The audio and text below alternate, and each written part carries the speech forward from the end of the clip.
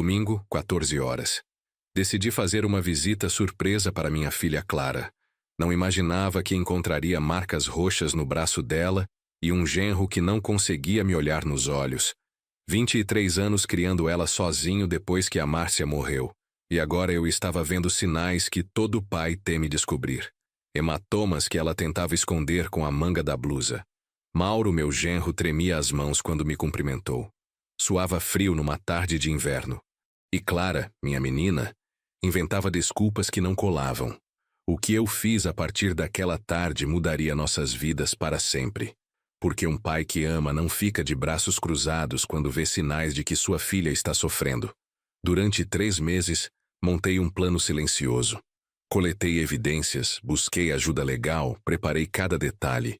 Até o dia em que Mauro tentou impedir Clara de sair de casa e encontrou um pai que estava pronto para a guerra.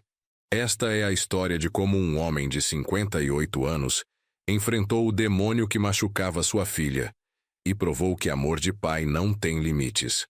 Mas antes de continuarmos, confira se você já está inscrito no canal e escreva nos comentários de onde você está assistindo este vídeo. Era domingo, 14 horas e 15 minutos quando estacionei minha Hilux em frente à casa da Clara.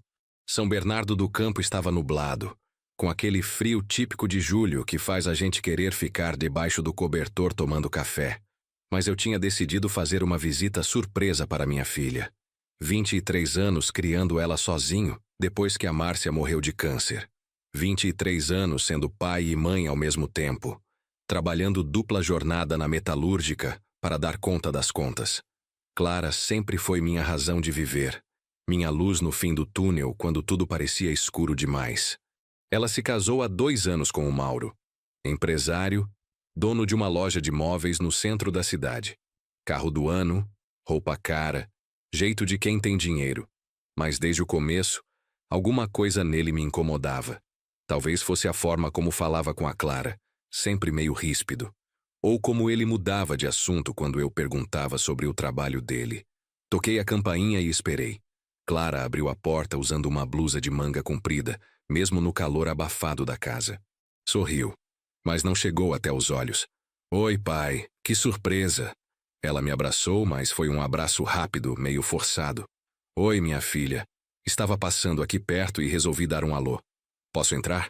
Ela hesitou por um segundo antes de abrir completamente a porta. Claro, pai. Entra. A casa estava arrumada demais, como se alguém tivesse corrido para organizar tudo antes da minha chegada. O cheiro de produtos de limpeza ainda pairava no ar. Clara me conduziu até a sala onde Mauro estava sentado no sofá assistindo televisão. Ele levantou quando me viu, mas não veio me cumprimentar de imediato. Ficou parado ali, como se estivesse decidindo o que fazer. E aí, Mauro? Estendi a mão. Oi, seu Roberto. Ele veio apertar minha mão, mas a dele estava suando. E ele não olhou diretamente nos meus olhos, desviava o olhar para o lado. Vocês almoçaram? Posso esquentar alguma coisa para o senhor, pai? Clara já estava se dirigindo para a cozinha. Não precisa se preocupar, filha. Vim só para bater um papo mesmo. Foi quando ela estendeu o braço para pegar minha jaqueta que eu vi. Uma mancha arroxeada no punho, parcialmente escondida pela manga da blusa. Meu estômago gelou. Clara. Minha voz saiu mais séria do que eu pretendia. Que marca é essa no seu braço? Ela puxou a manga rapidamente, cobrindo o hematoma. Que marca, pai? Não tem nada. Filha, eu vi. Levanta a manga. Pai, não é nada. Eu escorreguei no banheiro ontem. Bati o braço na quina da pia. Olhei para o Mauro. Ele estava pálido, mexendo nas unhas, claramente nervoso. Quando nossos olhos se encontraram por um segundo, ele desviou o olhar imediatamente. Escorregou no banheiro? Repeti observando a reação de ambos. É, pai, besteira minha. O piso estava molhado depois do banho. Clara estava mentindo. Eu conhecia minha filha melhor que ninguém. Desde pequena, quando mentia, ela falava rápido demais e não parava de mexer no cabelo. Exatamente como estava fazendo agora. Mauro, você viu quando ela escorregou? Perguntei diretamente para ele. Ele engoliu seco antes de responder. Eu estava no trabalho, ela me contou depois. No sábado à noite você estava trabalhando? É. Tinha uns documentos para revisar. Mais mentiras. A loja dele não funcionava aos sábados à tarde. Eu sabia disso porque já tinha passado lá algumas vezes. Clara percebeu a tensão no ar e tentou mudar de assunto. Pai, quer um café? Acabei de fazer. Quero sim, filha. Ela foi para a cozinha, deixando eu e Mauro sozinhos na sala. Ele voltou a se sentar no sofá, fingindo assistir televisão, mas eu via que estava inquieto. Continuava evitando meu olhar. Sentei na poltrona em frente a ele. Mauro, como vão as coisas no trabalho? Bem, corridas, né? Você sabe como é. Sei. E em casa? Como vocês estão? Ele demorou para responder. Bem também. Normal. Normal. Aquela palavra ficou ecoando na minha cabeça. O que era normal para eles? Um hematoma no braço era normal? Clara voltou com o café, ainda de manga comprida. Notei que ela estava mais magra do que da última vez que a tinha visto. Havia quase um mês. Os olhos dela pareciam cansados, sem brilho. Como está o apetite, filha? Você emagreceu. Estou fazendo dieta, pai. Nada demais. Ficamos conversando por mais 1 hora, mas a conversa estava forçada. Clara respondia tudo de forma breve. E Mauro praticamente não falou mais nada. Ele continuava nervoso, olhando constantemente para o relógio. Quando me levantei para ir embora, Clara me acompanhou até a porta. No momento em que eu estava saindo, ela segurou meu braço. Pai. Sua voz estava baixa, quase um sussurro. Que foi, minha filha? Ela olhou para trás, verificando se Mauro estava por perto, e depois olhou de volta para mim. Por um segundo vi nos olhos dela a mesma expressão que tinha quando era criança, e queria me contar alguma coisa, mas não sabia como. Nada. É bom ter você por perto, pai. Algo naquele nada me disse que havia muita coisa que ela queria falar. Abracei minha filha, sentindo como ela estava tensa, como se estivesse sempre alerta. Clara, você sabe que pode contar comigo para qualquer coisa, né? Qualquer coisa mesmo. Ela assentiu, mas não disse nada. Se você precisar de mim é só ligar, não importa a hora. Eu sei, pai, obrigada. Voltei para casa com um peso no peito que não conseguia explicar. O trânsito da Anchieta estava carregado, mas eu nem ligava.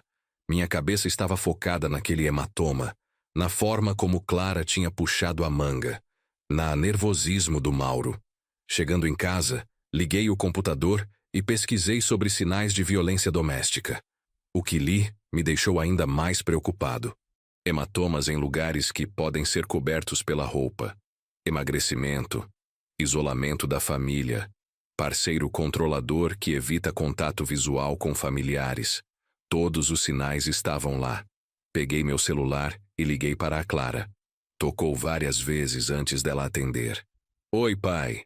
Oi, filha. Esqueci de perguntar como foi sua semana. Normal, pai. Por quê? Nada. Só queria saber. Vocês têm algum compromisso amanhã à noite? Pensei em chamar vocês para jantar aqui em casa. Houve uma pausa. Amanhã não vai dar, pai. Mauro tem um compromisso de trabalho. E você? Pode vir sozinha. Não dá. Tenho que ficar aqui. Tem que ficar. Não queria ficar. Tinha que ficar. Na segunda-feira não consegui me concentrar no trabalho. Era supervisor de produção na metalúrgica há 15 anos. Conhecia cada máquina, cada processo, cada funcionário. Mas naquele dia, minha cabeça estava longe dali. Durante o almoço, liguei para minha comadre Sônia. Ela era assistente social há 20 anos. Trabalha no Centro de Referência da Mulher em São Caetano. Se alguém podia me ajudar a entender o que estava acontecendo, era ela. Roberto, que surpresa. Tudo bem? Sônia, preciso conversar com você. É sobre a Clara. A Clara, aconteceu alguma coisa? Posso passar aí hoje à tarde? Preciso de uma orientação. Claro, venha por volta das 15 horas. Vou estar livre. Saí do trabalho mais cedo e fui direto para São Caetano. O centro de referência ficava numa casa adaptada, com uma fachada discreta.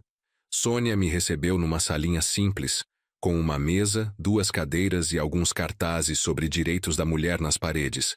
Contei tudo. O hematoma, o nervosismo do Mauro, as desculpas da Clara, a forma como ela estava magra e tensa. Sônia me escutou sem interromper. Quando terminei, ela suspirou fundo. Roberto, tudo o que você está me contando são sinais clássicos de violência doméstica. O hematoma escondido, o isolamento da família, o parceiro que evita contato visual. Infelizmente, eu vejo isso todos os dias. Meu mundo desabou. Saber que eu estava certo não trouxe alívio nenhum. Só confirmou meu pior pesadelo. O que eu faço, Sônia? Como eu ajudo minha filha? Primeiro, Roberto, você não pode confrontar o agressor diretamente. Isso pode piorar a situação para a Clara. Segundo, ela precisa reconhecer que está em uma relação abusiva e querer ajuda. Mas ela está mentindo para mim. Inventou aquela história de ter escorregado. É normal. As vítimas muitas vezes protegem o agressor, seja por medo, vergonha ou porque ainda acreditam que ele pode mudar. Sônia me explicou sobre o ciclo da violência, a fase da tensão, a explosão violenta, a reconciliação com promessas de mudança, e depois tudo recomeça, geralmente pior. O que eu posso fazer para tirar minha filha dessa situação? Primeiro, mantenha o diálogo. Deixe claro que você está disponível, sem julgamentos. Segundo, documente tudo o que você observar. Terceiro, quando ela estiver pronta para sair, você precisa ter um plano de segurança. Sônia me deu alguns folhetos e o número de telefone de uma advogada especializada em violência doméstica. Roberto, isso não vai ser fácil nem rápido, mas você está fazendo a coisa certa. Naquela noite, sentei na mesa da cozinha com um caderno e comecei a anotar tudo o que havia observado na visita de domingo. Data, horário, o que vi, as reações de cada um. Sônia havia sido clara. Documentação era fundamental. Liguei para a Clara por volta das 20 horas. Oi, pai. Oi, minha filha. Como foi o dia? Tranquilo. Fiquei em casa mesmo. Você não está trabalhando mais? Clara era formada em administração e trabalhava numa empresa de logística. Estou meio afastada. Mauro acha melhor eu ficar em casa por enquanto. Mais um sinal. Isolamento do trabalho, dependência financeira. Clara, você gostava de trabalhar. Gosto, pai, mas é melhor assim por enquanto. Por quê? Aconteceu alguma coisa na empresa? Não, pai. É só que é melhor assim. Ela não conseguia explicar. Ou não podia. Filha, estou com saudade. Que tal você vir almoçar aqui em casa no sábado? Faço aquela lasanha que você adorava. Sábado. Deixa eu ver se posso.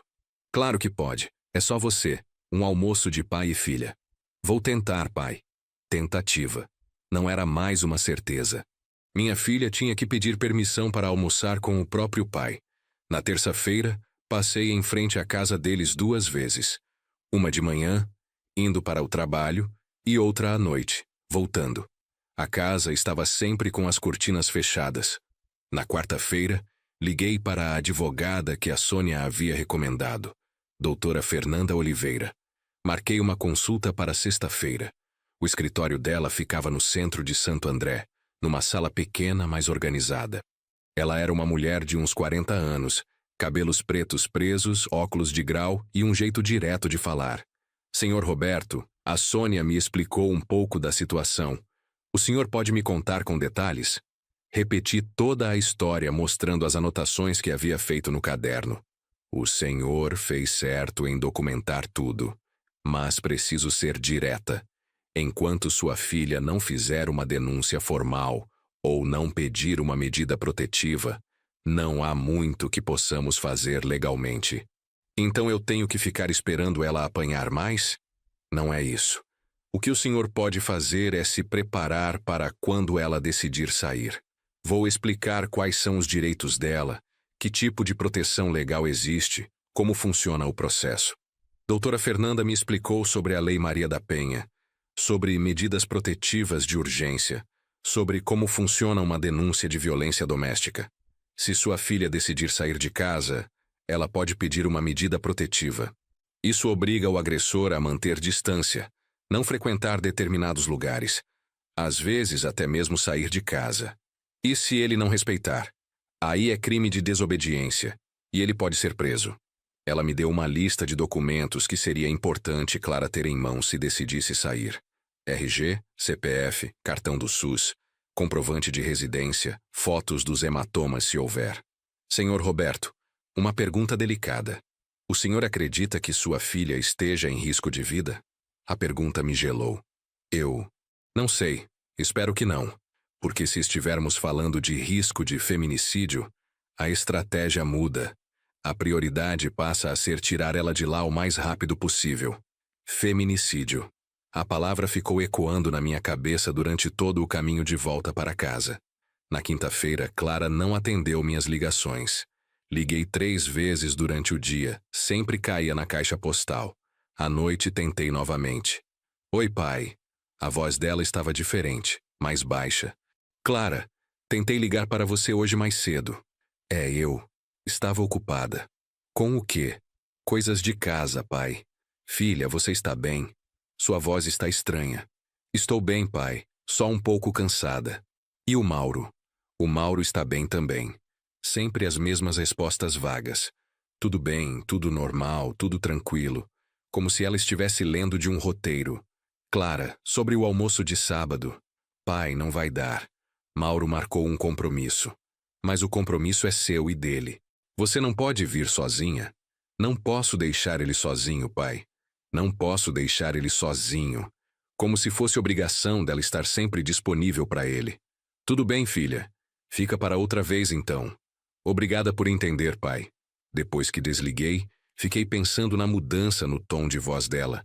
Clara sempre foi comunicativa, falante. A garota que estava falando comigo no telefone parecia uma versão apagada da minha filha. No sábado de manhã, resolvi passar na casa deles novamente. Dessa vez não era visita surpresa. Liguei antes.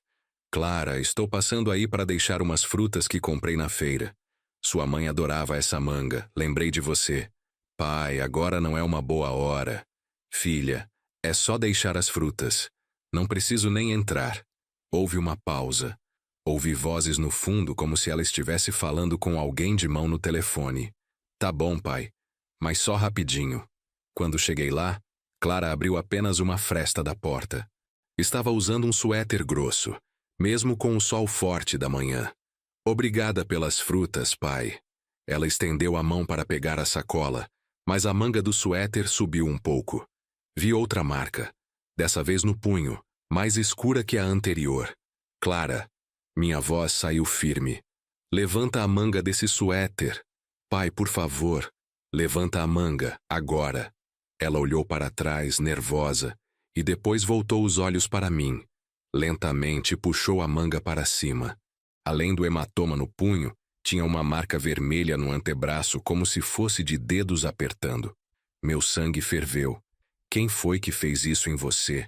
Minha voz estava tremendo, não de medo, mas de raiva. Pai, não é o que você está pensando. Não é o quê? Não é o Mauro te batendo? Pai, você não entende. Foi um mal-entendido. Ele estava nervoso com umas contas e eu... E você o quê? Mereceu apanhar? Clara começou a chorar. Pai, por favor, não fala assim. Ele não é um monstro. Ele me ama. Amor não deixa marca, Clara. Amor não machuca. Você não conhece ele como eu conheço. Ele está passando por uma fase difícil no trabalho. Está estressado. Todas as desculpas clássicas que a Sônia havia me explicado. O agressor estava sempre estressado, sempre passando por problemas. E a culpa nunca era dele. Clara, escuta o que você está falando. Você está inventando desculpas para um homem que está te machucando. Ele prometeu que não vai acontecer mais. E você acredita? Ela não respondeu. Filha, você precisa sair dessa casa. Eu não posso, pai, eu amo ele. Você ama alguém que te bate? Ele não me bate. Foi só dessa vez. E da outra vez. Mas ele sempre se arrepende depois. Ele chora, pede desculpa. O ciclo da violência que a Sônia havia explicado. Agressão, arrependimento, promessas, lua de mel. E depois tudo de novo, só que pior. Clara, vem para casa comigo, agora. Pai, eu não posso abandonar meu marido. Você não está abandonando ninguém. Você está se salvando. Nesse momento, ouvi passos dentro da casa. Mauro apareceu atrás da Clara. Aconteceu alguma coisa? Ele perguntou, mas o tom não era de preocupação. Era de ameaça. Você. Eu apontei o dedo para ele. Você encosta a mão na minha filha de novo e vai ter que conversar comigo. Seu Roberto, acho melhor o senhor não se meter em assuntos que não são da sua conta. Não são da minha conta. Ela é minha filha. Ela é minha esposa. Esposa, não propriedade. Clara estava no meio de nós dois, chorando. Pai, por favor, vá embora, está tudo bem. Olhei para minha filha, depois para o cara que estava machucando ela, e tomei uma decisão que mudaria tudo. Clara, você tem 48 horas para ligar para mim. Se você não ligar, eu volto aqui. E da próxima vez, não venho sozinho. Saí dali direto para a delegacia da mulher em São Bernardo. Mesmo sabendo que Clara não havia feito denúncia formal, eu precisava registrar o que tinha visto. A delegada que me atendeu foi a doutora Patrícia Santos, uma mulher experiente que me escutou com atenção. Senhor Roberto, infelizmente não posso mandar uma viatura até lá, baseado apenas no seu relato. Mas vou abrir um registro de ocorrência informativo. Se sua filha quiser fazer uma denúncia formal depois, isso vai ajudar a comprovar que a violência não começou agora. E se ele matar minha filha enquanto a gente fica esperando ela ter coragem de denunciar? Senhor, eu entendo sua revolta, mas a lei é clara. A vítima precisa formalizar a denúncia. O que o senhor pode fazer é continuar documentando tudo e tentar convencer sua filha a procurar ajuda. Ela me deu um cartão com o número da Central de Atendimento à Mulher, 180. Sua filha pode ligar aqui a qualquer hora, qualquer dia. É sigiloso e gratuito. Voltei para casa completamente frustrado. Como pode existir uma lei para proteger as mulheres se elas mesmas não podem ou não conseguem usá-la? Liguei para a Sônia e contei o que havia acontecido. Roberto, você fez certo em ir à delegacia. Esse registro vai ser importante depois. Agora, sobre a ultimação que você deu, talvez não tenha sido a melhor estratégia. Por quê? Porque agora ele sabe que você suspeita. Pode ser que ele proíba ela de ter contato com você, ou até mesmo que ele fique mais violento. Meu coração gelou. Você acha que eu coloquei minha filha em mais perigo? Não necessariamente. Mas agora vocês precisam agir rápido. Se ela ligar pedindo ajuda, você precisa estar preparado. Passei o domingo organizando tudo. Limpei o quarto de hóspedes que havia virado depósito. Comprei roupas femininas básicas, produtos de higiene, remédios de primeiro socorro. Se Clara decidisse sair de casa, eu queria que ela tivesse tudo o que precisasse. Segunda-feira passou em branco. Clara não ligou. Terça-feira, a mesma coisa. Na quarta-feira à noite, meu telefone tocou, era Clara. Pai. A voz dela estava engasgada de choro.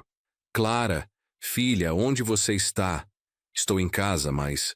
Pai, ele descobriu que você veio aqui no sábado. Ele está muito bravo. O que ele fez com você? Ele disse que não posso mais falar com você. Que você está tentando destruir nosso casamento. Clara, escuta. Sai daí agora. Pega tuas coisas e vem pra cá. Eu não posso, pai. Ele está aqui do lado.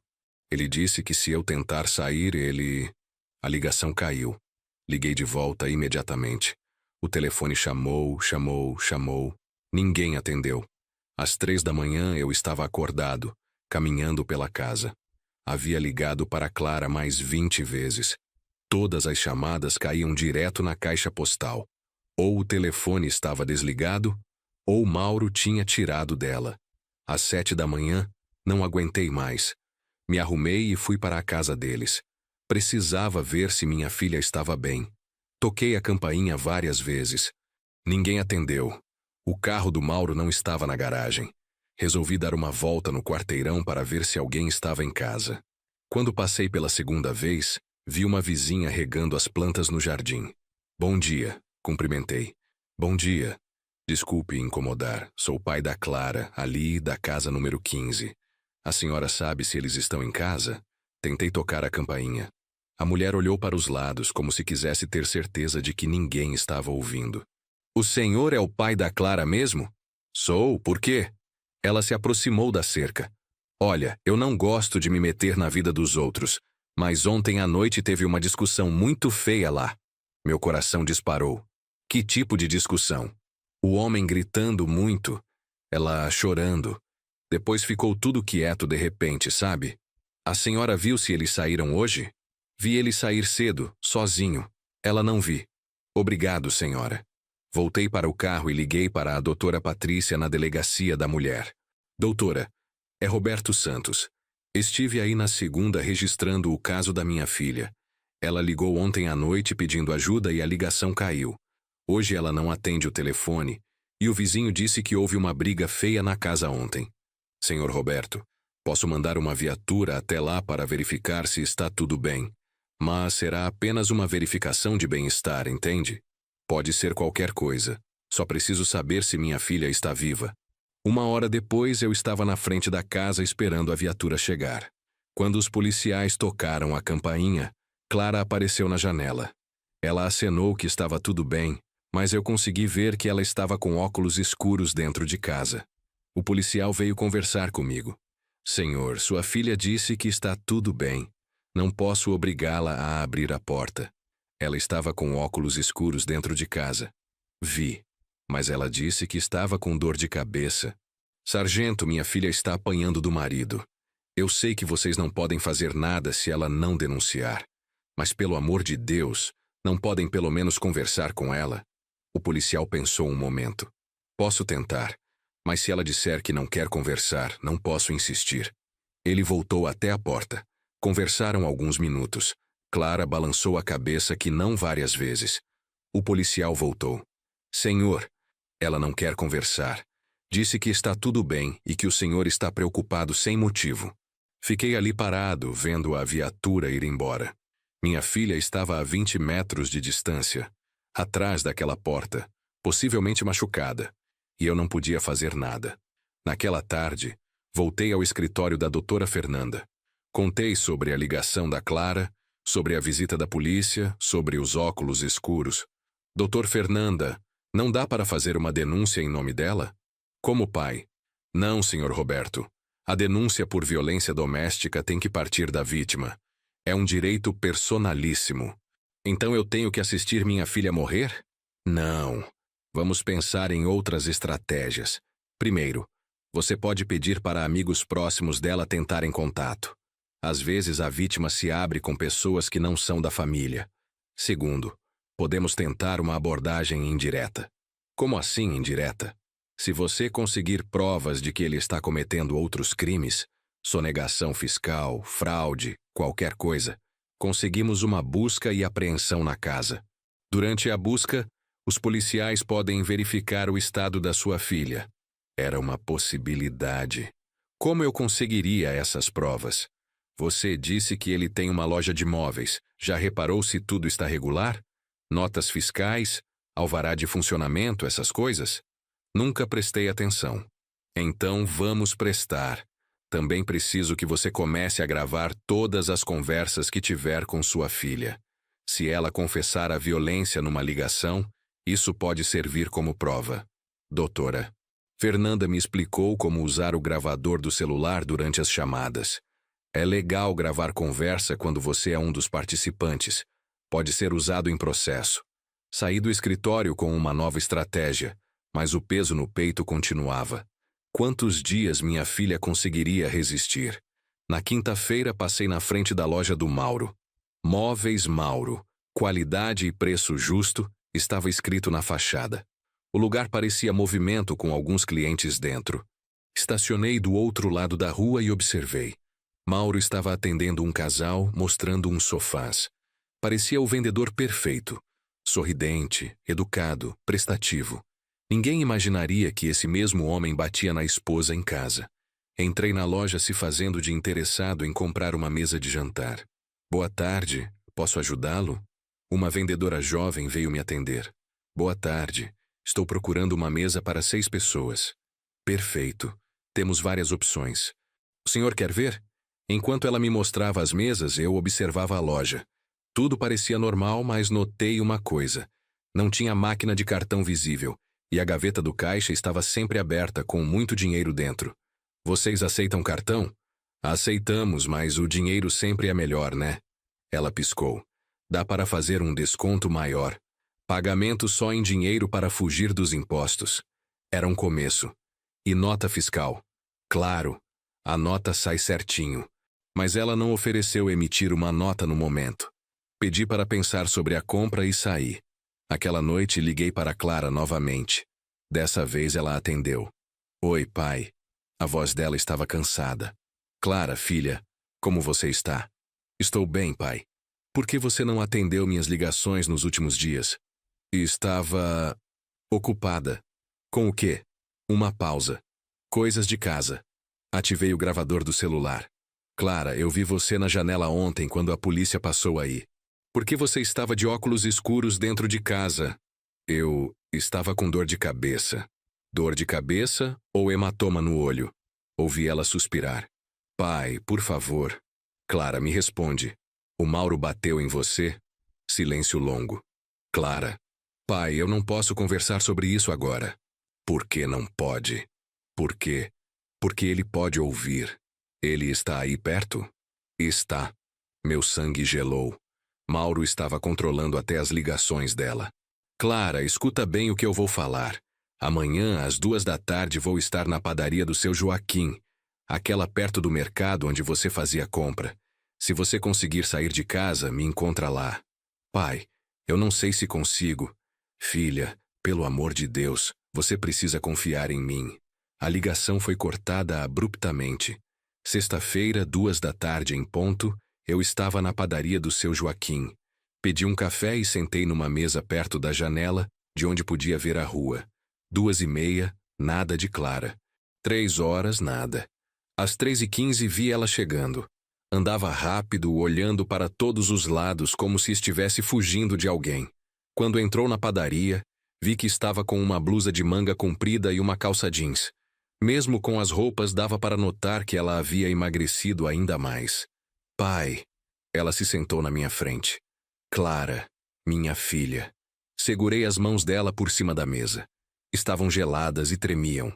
Pai, eu não posso ficar muito tempo. Falei que ia no mercado. Tudo bem. Filha, levanta essas mangas. Pai, levanta. Ela olhou ao redor, verificando se alguém estava prestando atenção, e puxou as mangas para cima. Os 2 braços tinham marcas. Hematomas em diferentes estágios de cicatrização, alguns amarelados, outros ainda arroxeados. No pulso direito, uma marca circular como se fosse de algema ou corda. Senti lágrimas nos meus olhos. Meu Deus, Clara. O que esse desgraçado está fazendo com você? Pai, não chama ele de desgraçado. Não chamo? Olha o estado que você está. Você não entende. Quando ele fica assim é porque está muito estressado. A loja não está indo bem, ele está com dívidas. Clara, me escuta. Problemas financeiros não justificam bater na esposa.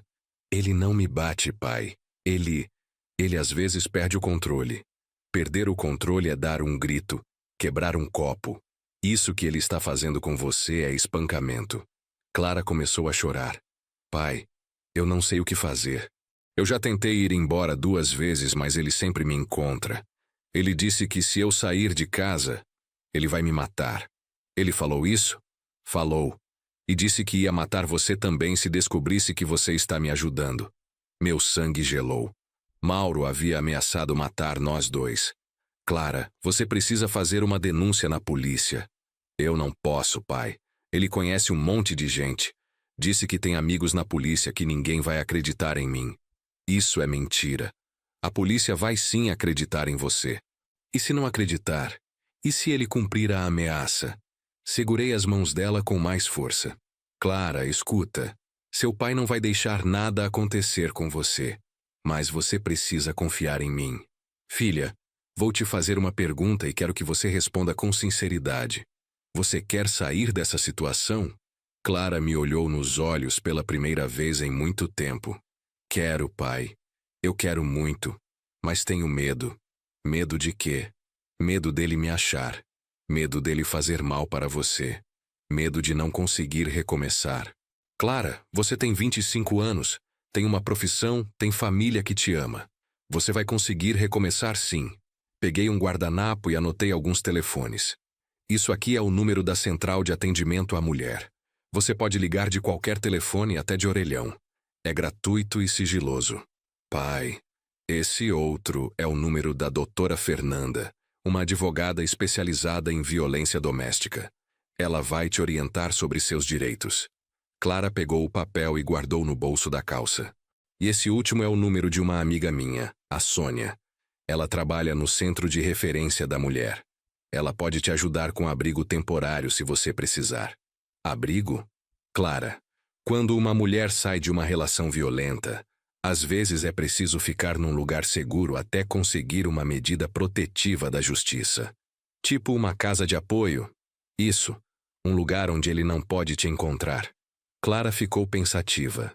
Pai, e se eu fizer a denúncia e não derem nada? E se ele sair ainda mais revoltado? Por isso que existe a medida protetiva. Ele não pode chegar perto de você. E se ele desobedecer? Aí, ele vai preso. Expliquei para ela como funcionava todo o processo. A denúncia na delegacia, a medida protetiva, o processo criminal. Clara, eu não vou mentir para você. Não vai ser fácil. Mas é a única maneira de você ter sua vida de volta.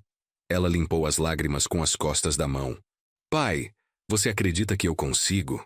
Acredito. E não é só porque você é minha filha. É porque eu te conheço. Você sempre foi corajosa. Não me sinto corajosa. Coragem não é não ter medo. Coragem é ter medo e fazer o que precisa ser feito mesmo assim. Clara ficou em silêncio por alguns minutos mexendo no guardanapo. Se eu decidir fazer a denúncia, você vai comigo? Vou. Vou estar do seu lado em cada passo. E se ele tentar me impedir de sair de casa? Ele não vai conseguir. Eu garanto. Não sei de onde tirei tanta certeza, mas naquele momento eu sabia que faria qualquer coisa para proteger minha filha. Pai, eu preciso ir. Se eu demorar muito, ele fica desconfiado. Tudo bem. Mas, Clara, você não está sozinha. Lembra disso. Ela se levantou, me deu um abraço apertado e sussurrou no meu ouvido. Eu te amo, pai. Eu também te amo, filha. Mais que tudo nessa vida. Sábado passou devagar. Fiquei esperando Clara ligar, mas o telefone não tocou. Domingo também foi silêncio total. Segunda-feira de manhã, resolvi voltar na loja do Mauro. Tinha que descobrir mais sobre as irregularidades do negócio dele. Se não podia atacar pela violência doméstica, ia atacar pela sonegação. Cheguei lá por volta das 10 horas. A loja estava fechada, com um papel colado na porta. Fechado por motivos particulares. Estranho. Comércio não fecha em segunda de manhã sem motivo grave. Fui até a banca de jornal do lado. Bom dia, seu Alberto. Bom dia, Roberto. Tudo bem? Tudo. O senhor sabe por que a loja de móveis está fechada?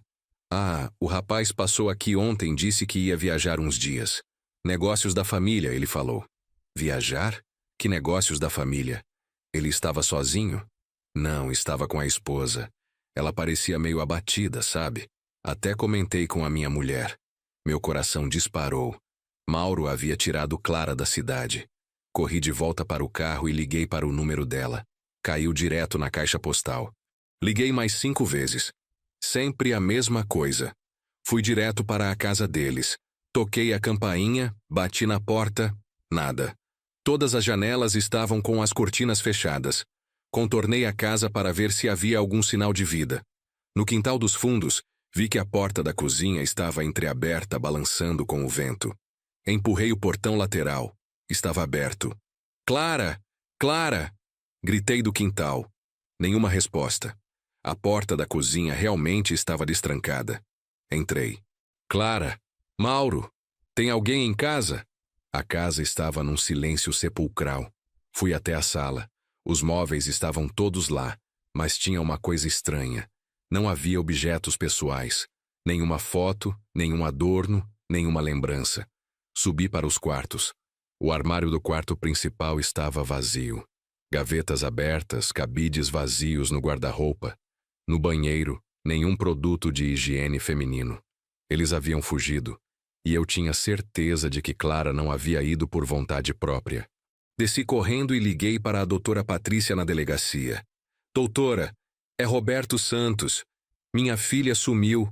O marido tirou ela da cidade. Senhor Roberto, como assim sumiu? Eles fecharam a loja, abandonaram a casa. O vizinho disse que viajaram a negócios, mas eu tenho certeza de que ela foi levada contra a vontade. O senhor tem alguma prova disso? Tenho a gravação de uma ligação, onde ela diz que não pode falar porque ele está ouvindo. Tenho foto dos hematomas que ela me mostrou. Traga tudo isso aqui agora. Vamos registrar um boletim de ocorrência por sequestro e cárcere privado. 1 hora depois, eu estava na delegacia com a doutora Patrícia, mostrando as fotos que havia tirado secretamente dos braços da Clara na padaria, e tocando a gravação da ligação onde ela dizia que não podia falar, porque ele estava ouvindo. Doutor, isso é suficiente para considerarmos sequestro? Baseado no histórico de violência doméstica e nessas evidências, sim. Vou emitir um mandado de busca e apreensão para localizá-los. Como vocês vão encontrá-los? Primeiro, vamos rastrear o carro dele pela placa. Segundo, vamos verificar movimentação bancária. Terceiro, vamos checar se ele tem parentes em outras cidades. A máquina policial finalmente estava funcionando a favor da Clara. Senhor Roberto, preciso que o senhor fique disponível. Se sua filha conseguir fazer contato, é importante que ela saiba que pode contar com apoio policial. Cheguei em casa às 2 da tarde. Às 4h30, meu telefone tocou, número desconhecido. Alô? Pai. A voz da Clara estava sussurrando. Clara, filha, onde você está? Eu não sei direito. Numa cidade pequena. Ele me trouxe para a casa de um primo dele. Você está bem? Não, pai, ele está me vigiando o tempo todo. Só consegui ligar porque ele saiu para comprar cigarro. Clara, escuta. Já fiz boletim de ocorrência. A polícia está procurando vocês. Pai, quando ele descobrir que você chamou a polícia, ele vai me matar. Não vai não, filha. Onde exatamente você está? Não sei o nome da cidade. Viajamos mais ou menos 2 horas. Tem uma igreja grande na praça principal e do lado tem uma sorveteria. Mais alguma coisa que você lembra do caminho? Passamos por um pedágio e tem um açougue aqui perto com o nome Açougue do Neno. Foram informações suficientes para a polícia começar a busca. Clara, você consegue sair da casa? Não. Ele trancou a porta por fora quando saiu. Como assim trancou por fora? Com cadeado, pai. Estou presa aqui dentro. Cárcere privado. Crime com pena de prisão. Filha, guarda bem esse número que você está ligando. É meu celular. Se alguma coisa acontecer, você liga na hora. Pai, eu estou com tanto medo. Eu sei, minha filha. Mas agora a polícia sabe onde procurar, não vai demorar. Ele voltou. Clara desligou rapidamente. Imediatamente liguei para a doutora Patrícia e passei todas as informações que Clara havia dado. Senhor Roberto, com essas informações conseguimos localizar a região. Vou acionar as polícias das cidades vizinhas. Quanto tempo vocês acham que vai demorar? Se ela está numa cidade pequena, não deve demorar. Cidades pequenas todo mundo conhece todo mundo. Às 8 da noite, doutora Patrícia ligou de volta. Senhor Roberto, encontramos. Sua filha está em Mogi das Cruzes, numa casa no bairro Vila Oliveira. Estamos organizando a operação para resgatá-la. Posso ir junto? Não, senhor. O local pode estar vigiado. É melhor deixar com os profissionais. Às 9h40, meu telefone tocou novamente. Pai, era Clara, mas dessa vez ela estava chorando muito. Clara, o que aconteceu? Pai, ele descobriu que eu liguei para você. Ele está fora de si. Onde ele está agora?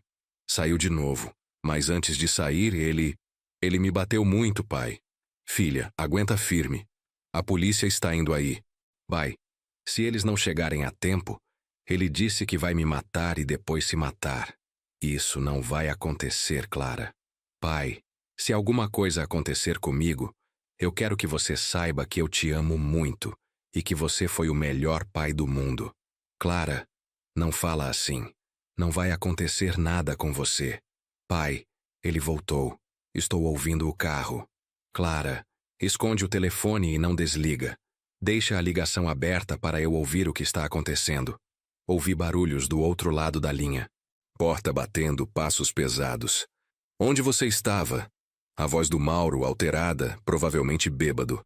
Eu estava aqui, Mauro. Não mente para mim. Eu sei que você ligou para alguém.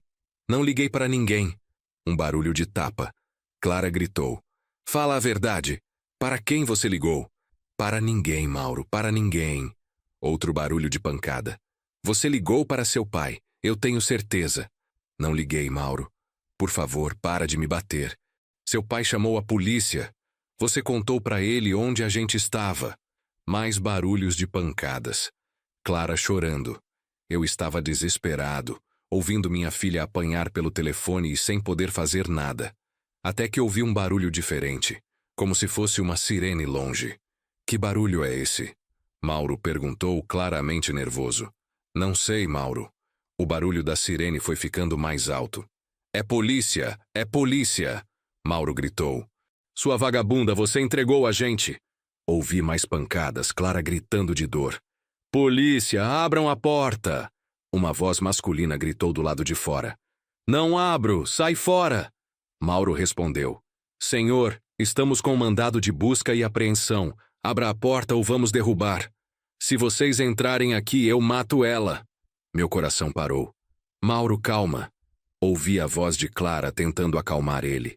Não faz nada comigo. Cala a boca. Você estragou tudo. Sua família nunca gostou de mim. Senhor, vamos conversar. Um policial tentou negociar através da porta. Ninguém precisa se machucar. Tarde demais. Se vocês não forem embora, eu quebro o pescoço dela. Do meu lado da linha, eu estava gritando, Clara, Clara! Mas ela não podia responder. Ouvi barulhos de luta, móveis sendo derrubados, Clara gritando, Mauro xingando. Depois um barulho forte como se fosse uma porta sendo derrubada. Polícia, solta ela. Não solto, ela é minha mulher. Senhor, largue a arma e solte a mulher. Arma. Mauro estava armado. Mais barulhos de luta. Várias vozes gritando ao mesmo tempo. Um barulho seco, como se alguém tivesse caído. Silêncio. Clara! Clara! Eu gritava no telefone. Pai! A voz dela baixinha, machucada, mas viva. Clara! Você está bem? Estou, pai. Estou viva. E o Mauro? Os policiais seguraram ele. Ele estava com uma faca. Uma faca? É. Ele disse que ia me matar e depois se matar. Ouvi vozes de policiais no fundo. Chama o SAMU para a mulher. Esse aqui vai direto para o presídio. Clara, os policiais estão cuidando de você? Estão, pai. Vão me levar para o hospital. Eu vou aí agora. Pai, não precisa. Amanhã eu volto para casa. Voltar para casa? Você não vai voltar para aquela casa. Não, pai. Vou para nossa casa. A casa onde eu cresci. Pela primeira vez em meses, eu sorri. Na manhã seguinte, fui buscar Clara no hospital de Mogi das Cruzes. Ela estava na emergência com alguns pontos no supercílio e o braço enfaixado, mas viva. Como você está se sentindo, filha? Dolorida, mas aliviada. Sabe aquela sensação quando você tira um sapato apertado? Sei. É isso que eu estou sentindo. Como se pudesse respirar de novo. A doutora Patrícia estava lá também, finalizando o boletim de ocorrência. Senhor Roberto, o Mauro foi autuado em flagrante por cárcere privado, lesão corporal, ameaça e porte ilegal de arma branca. Vai ficar preso preventivamente. Por quanto tempo? Depende do julgamento. Mas com essas acusações, pode pegar entre 4 e 8 anos. Clara estava em silêncio, processando as informações. Clara, você precisa fazer a denúncia formal por violência doméstica também. Assim garantimos que ele não possa se aproximar de você quando sair da prisão. Eu faço, doutora. Faço hoje mesmo. No caminho de volta para São Bernardo, Clara ficou a maior parte do tempo calada, olhando pela janela. Quando chegamos em casa, ela parou na entrada e respirou fundo. Sabe de uma coisa, pai? Eu havia esquecido como nossa casa cheira bem. É o cheiro de lar, filha. É o cheiro de lugar onde você é amada sem condições. Ela me abraçou forte e ali, na entrada da nossa casa, nós dois choramos. Ela de alívio, eu de gratidão. Os primeiros dias foram difíceis. Clara acordava no meio da noite com pesadelos. Qualquer barulho mais forte a deixava sobressaltada. Ela havia desenvolvido um reflexo de se encolher quando alguém levantava a mão rapidamente, mesmo que fosse para pegar alguma coisa. É normal, pai. A psicóloga do centro de referência explicou. É o trauma, vai passar com o tempo. Clara começou a fazer terapia 2 vezes por semana. Aos poucos foi recuperando a confiança. Uma tarde, 3 semanas depois do resgate, ela estava fazendo almoço quando o telefone tocou. Pai, pode atender, estou com as mãos sujas. Alô, Roberto Santos? Uma voz masculina desconhecida. Sou eu. Aqui é o advogado do Mauro Pereira, Dr. Silvio Campos. Meu sangue gelou. O que você quer? Senhor Roberto, meu cliente gostaria de conversar com a senhora Clara. Ele quer pedir desculpas. Não. Como não? Não. Ele não vai falar com minha filha. Nunca mais. Senhor, ele tem direito de... Ele tem direito de ficar calado e eu tenho direito de desligar essa ligação. Desliguei o telefone e fui para a cozinha. Quem era, pai? Advogado do Mauro, quer falar com você. Clara parou de mexer na panela. O que você disse? Que não. Obrigada, pai, eu não tenho nada para falar com ele. Nem nunca vai ter. 2 dias depois, o advogado ligou de novo. Dessa vez, Clara atendeu. Alô? Senhora Clara, aqui é Dr. Silvio, advogado do seu esposo. Clara me olhou. Fiz um sinal para ela passar o telefone, mas ela balançou a cabeça que não. Doutor, eu não quero falar com meu ex-esposo. E peço que não ligue mais aqui. Senhora, ele está muito arrependido. Quero uma chance de explicar. Não tem nada para explicar. O que ele fez comigo não tem explicação. Senhora Clara, ele está disposto a fazer um acordo, não contestar o divórcio, dividir os bens. Doutor, eu não quero nada dele. Nem os bens, nem as desculpas. Eu só quero que ele fique longe de mim. Clara desligou o telefone e olhou para mim. Pai, eu fiz certo? Fez perfeito, filha. Você não deve nada para aquele homem. Nem explicação, nem perdão, nem uma segunda chance. 1 mês depois, Clara conseguiu um emprego numa empresa de contabilidade em Santo André. No primeiro dia de trabalho, ela acordou cedo, tomou café comigo e disse: Pai, obrigada. Pelo quê, filha? Por não ter desistido de mim. Clara, você é minha filha. Eu jamais desistiria de você. Mas muitos pais desistiriam. Quando uma filha se mete em situação ruim, às vezes a família vira as costas.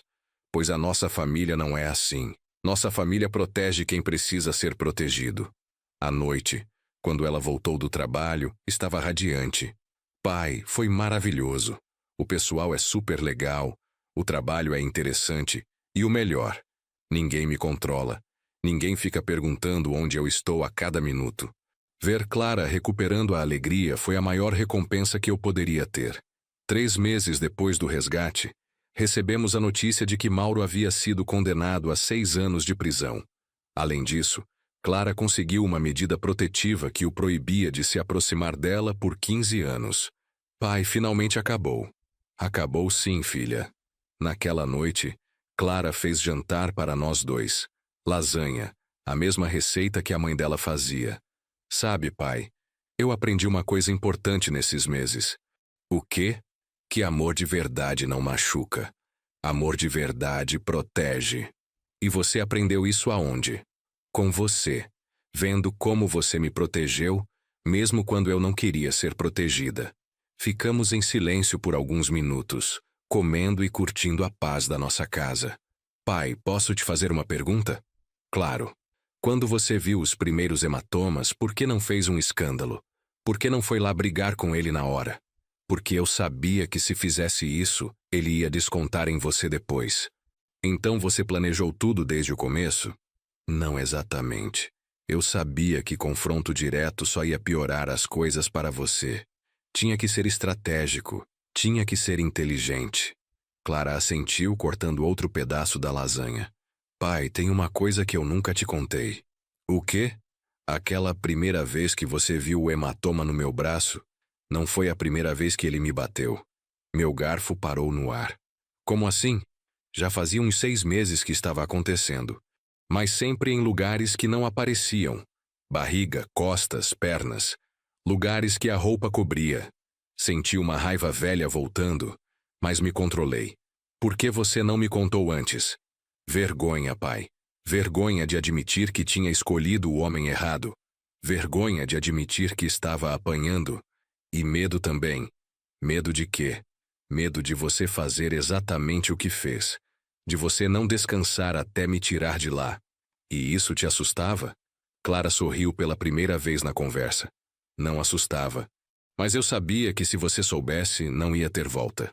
Você ia mexer céus e terra para me proteger. E eu mexi. Mexeu mesmo. E por isso que eu estou aqui, viva, livre. Terminamos o jantar conversando sobre os planos dela.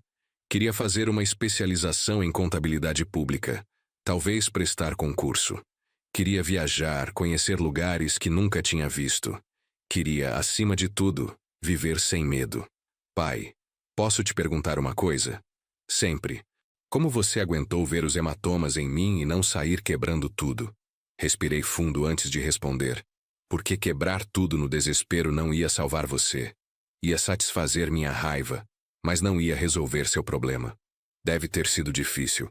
Foi a coisa mais difícil que eu já fiz na vida. Mais difícil do que criar você sozinho depois que sua mãe morreu. Clara pegou minha mão por cima da mesa. Obrigada por ser tão sábio. Não foi sabedoria, filha. Foi amor. Quando você ama alguém de verdade, você aprende a colocar o bem dessa pessoa na frente da sua própria vontade. 2 meses depois, Clara estava completamente adaptada ao novo emprego. Chegava em casa contando sobre os colegas, sobre os projetos, sobre os desafios do dia. Era bonito ver como ela havia recuperado o brilho nos olhos. Uma noite, ela chegou em casa mais tarde que o normal. Desculpa a demora, pai. Parei para tomar um café com o pessoal do trabalho. Que bom, filha.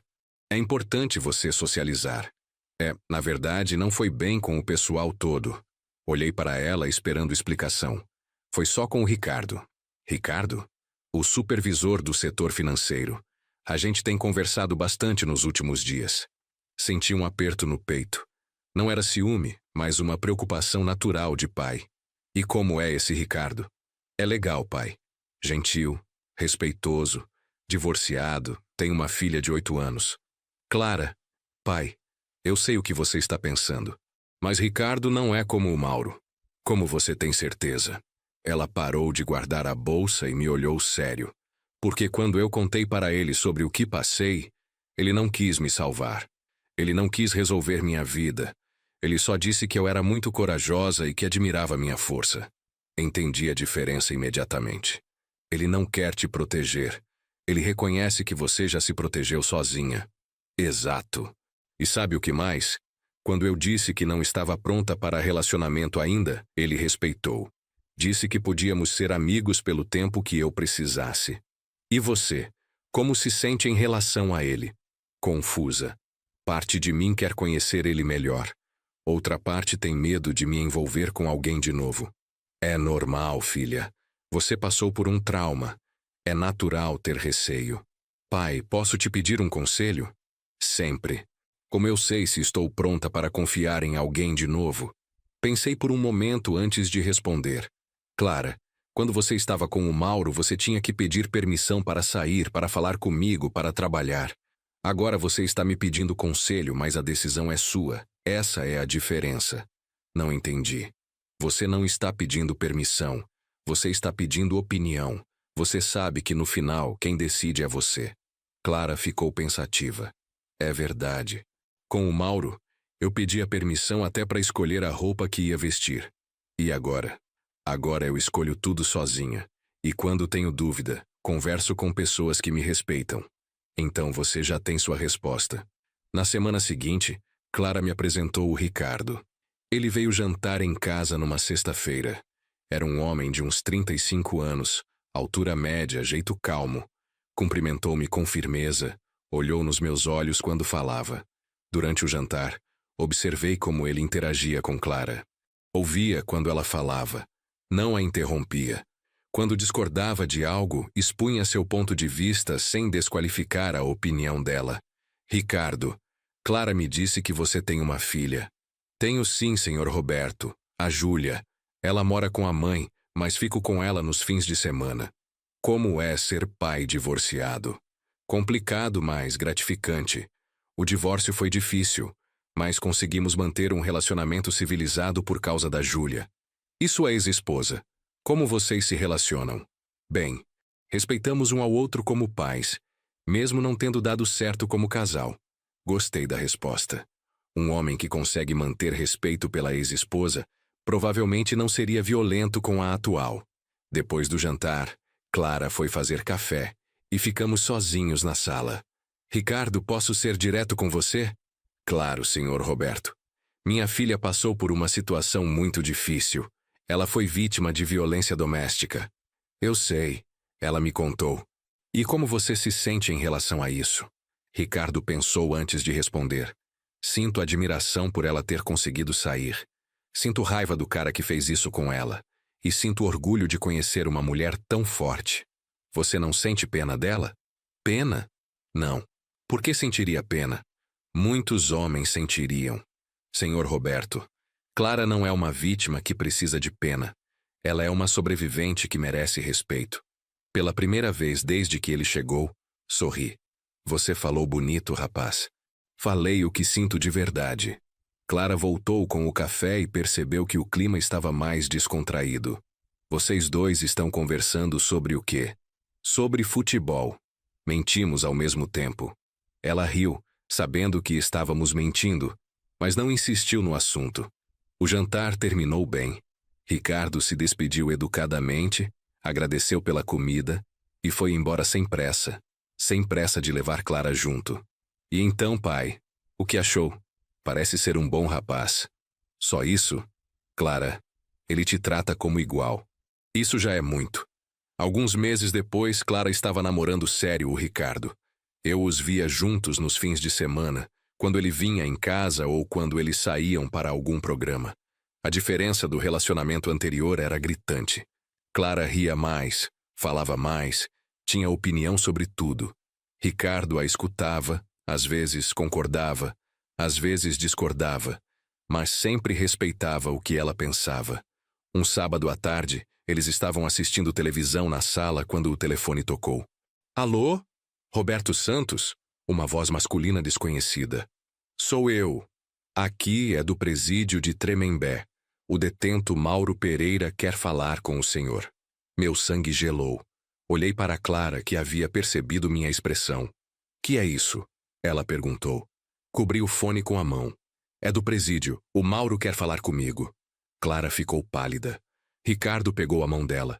O que você quer que eu faça? Perguntei para ela. Fala com ele, pai. Mas põe no viva voz. Quero ouvir o que ele tem para falar. Respirei fundo e voltei ao telefone. Pode passar. Alguns segundos depois, a voz do Mauro. Seu Roberto, estou ouvindo. Seu Roberto, eu queria pedir desculpas. Desculpas por quê? Por tudo o que fiz com a Clara. Por ter batido nela, por ter tirado ela de casa, por ter ameaçado o senhor. Clara estava ouvindo, tensa, segurando a mão do Ricardo. E por que você está pedindo desculpas agora? Porque aqui na cadeia eu tive tempo para pensar. Fiz terapia com o psicólogo, participei de grupos sobre violência doméstica. Eu entendi que estava errado. Entendeu o que exatamente? Que love não é posse, que marido não é dono da esposa, que ciúme não justifica violência. Muito bonito, Mauro.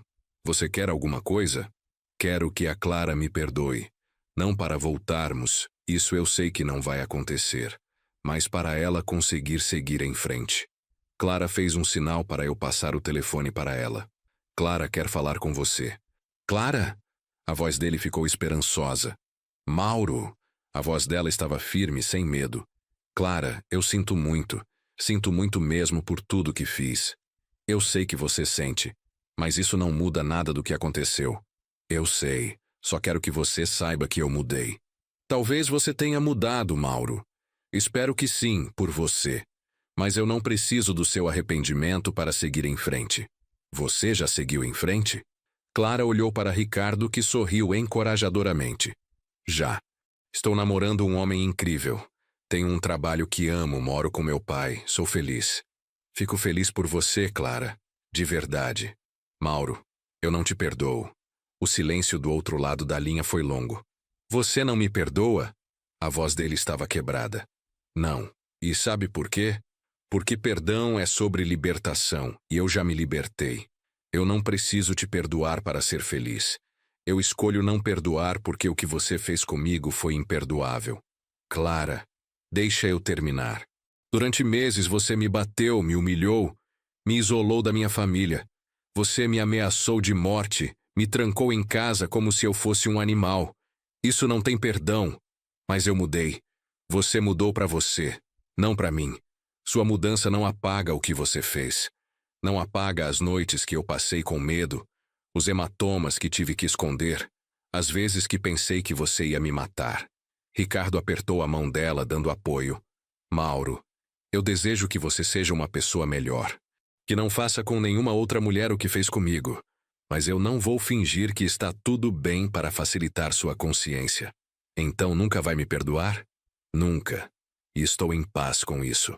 Clara desligou o telefone e ficou em silêncio por alguns minutos. Como você se sente? Ricardo perguntou suavemente. Bem, pela primeira vez eu disse para ele exatamente o que sentia, sem medo, sem tentar amenizar. Você foi muito corajosa, filha. Pai, durante muito tempo achei que tinha que perdoar ele para conseguir seguir em frente. Mas percebi que perdão é uma escolha, não uma obrigação. E você escolheu não perdoar. Escolhi. E me sinto livre para fazer essa escolha. Ricardo ficou impressionado com a força da Clara. Nunca vi alguém falar com tanta clareza sobre perdão. Aprendi na terapia. A psicóloga me explicou que perdão não é obrigatório para a cura. Às vezes, é mais saudável aceitar que certas coisas são imperdoáveis. Naquela noite, depois que Ricardo foi embora, Clara e eu conversamos sobre a ligação. Pai, você acha que fui muito dura? Acho que você foi honesta. E honestidade às vezes dói. Você perdoaria o Mauro? Não. E sabe por quê? Porque ele não fez mal só para você. Ele fez mal para mim também. Me fez assistir minha filha sofrer. Me fez passar meses com medo de perder você. É verdade. Nunca pensei por esse lado. Violência doméstica não atinge só a vítima direta. Atinge toda a família. Clara assentiu, pensativa. Pai, obrigada por nunca ter me pressionado a perdoar ele. Perdão tem que vir de dentro, filha. Ninguém pode obrigar ninguém a perdoar. 1 ano após o resgate, Clara se mudou para um apartamento próprio. Não estava fugindo de casa, estava crescendo, conquistando sua independência. Ricardo a ajudou com a mudança, e eu também. Pai, você tem certeza de que não vai ficar triste morando sozinho? Clara, você morar sozinha significa que eu consegui te criar bem. Significa que você se tornou uma mulher independente e forte. O apartamento era pequeno, mas aconchegante. 2 quartos, sala, cozinha americana, uma varanda com vista para a rua. Clara escolheu cada móvel, cada cor, cada detalhe. Pai, quer saber uma coisa?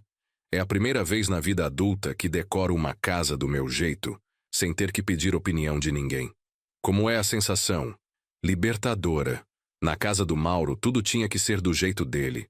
A cor das paredes, os móveis, até a posição dos objetos na estante. Ajudei ela a montar um armário, enquanto Ricardo instalava as cortinas. Clara, posso te fazer uma pergunta? Ricardo disse descendo da escada. Claro. Por que você escolheu este apartamento? Por causa da varanda. Quando vim visitar, fiquei ali na varanda e senti que podia respirar. Senti que era um lugar onde podia ser eu mesma. Ricardo sorriu. É um lugar perfeito para você. À noite, comemoramos a nova casa com pizza e refrigerante. Clara estava radiante, mostrando cada cantinho, explicando onde ia colocar cada coisa. Pai, obrigada por ter me dado forças para chegar até aqui. Clara, a força sempre foi sua. Eu só ajudei você a lembrar que tinha. Não, pai, sem você eu estaria morta. Literalmente morta. Ricardo ficou em silêncio, respeitando o momento entre pai e filha. Filha, você sabe que se alguma coisa acontecer, é só ligar que eu venho correndo, né? Sei, pai. Mas agora eu sei me defender sozinha. Olhei para ela, para o apartamento, para o Ricardo ao lado dela, e senti uma paz que não sentia há anos. Minha filha estava segura, feliz, independente. Havia conseguido reconstruir sua vida. Clara, sua mãe ficaria muito orgulhosa de você. Ela sorriu com lágrimas nos olhos. Acha mesmo? Tenho certeza. Você se tornou a mulher forte que ela sempre sonhou que você fosse. Naquela noite voltei para minha casa vazia, mas com o coração cheio. Tinha cumprido minha missão como pai, proteger minha filha e ensinar ela a se proteger sozinha. 6 meses depois, Clara me ligou numa quinta-feira à noite. Pai, posso ir aí em casa no fim de semana? Preciso conversar com você sobre uma coisa. Claro, filha. Aconteceu alguma coisa? Não é nada ruim, pai. Só preciso de conselho. No sábado, ela apareceu em casa com o Ricardo. Almoçamos juntos e depois ela pediu para conversar comigo em particular. Pai, o Ricardo me pediu em casamento. Meu coração deu um salto. Não sabia se era alegria ou preocupação. E o que você respondeu? Disse que precisava pensar. E que queria conversar com você antes. Clara, você não precisa da minha autorização para casar. Não estou pedindo autorização, pai. Estou pedindo conselho. Você acha que estou pronta? O que você sente em relação ao Ricardo? Amo ele, confio nele. Me sinto segura ao lado dele. E o que te faz hesitar? Clara respirou fundo antes de responder. Medo, pai. Medo de cometer o mesmo erro de novo. Medo de escolher errado outra vez. Clara, você tem 27 anos agora. Passou por uma experiência terrível, mas também passou por terapia. Se conhece melhor, sabe identificar sinais de alerta. É verdade. Além disso, o Ricardo não é o Mauro. Em 2 anos de namoro, você já viu como ele age sob pressão, como ele trata as pessoas, como ele resolve conflitos. E ele sempre foi respeitoso. Sempre. Comigo, com você, com a ex-esposa, com a filha. Isso diz muito sobre o caráter dele. Clara ficou pensativa. Pai, posso te perguntar uma coisa pessoal? Sempre. Você se arrependeu de ter casado com a minha mãe? A pergunta me pegou de surpresa. Por que está perguntando isso? Porque vocês foram felizes juntos. Quero saber se é possível ser feliz no casamento. Sorri. Clara, seus 23 anos de casamento com sua mãe foram os melhores da minha vida. Mesmo com as dificuldades, mesmo com a doença no final. Por quê? Porque éramos parceiros. Não éramos perfeitos, brigávamos às vezes, mas sempre nos respeitávamos. Sempre nos apoiávamos. Como o Ricardo faz comigo. Exato. Casamento bom é parceria, não posse. Clara sorriu pela primeira vez na conversa. Então você acha que eu devo aceitar? Clara, eu acho que você já sabe a resposta. Só está com medo de admitir. Quero casar com ele, pai. Então case. Simples assim? Simples assim. Você ama, ele te ama, vocês se respeitam. É tudo o que importa. Clara se casou numa cerimônia pequena, só família e amigos próximos. Ela estava linda, radiante, segura. Nada a ver com o primeiro casamento, onde ela parecia tensa o tempo todo. Na hora de entregar a noiva, segurei o braço dela um pouco mais firme. Pai, você está bem? Estou, filha. Só estou emocionado.